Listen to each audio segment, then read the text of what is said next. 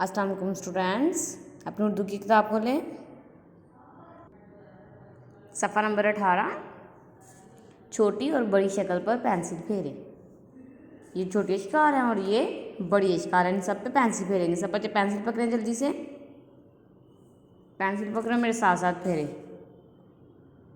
मद्दा साथ साथ पढ़ेंगे और साथ साथ पेंसिल फेरेंगे। ये देखिए, नेक्स्ट अलिफ,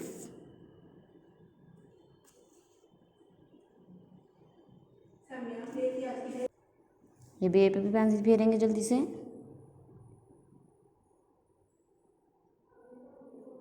ठीक है, नेक्स्ट पे। ठीक है, ऐसे सेम ऐसे फुल पेज पे आप पेंसिल फेरेंगे। ये आपका होमवर्क होगा। अपनी उर्दू की अमली किताब खोलें। सफ़ा नंबर 24। इसका आप होमवर्क करेंगे। फुल पेज पे पेंसिल फेरेंगे, प्यारा प्यारा करके बाइट निकालेंगे इधर से लेकर इधर तक।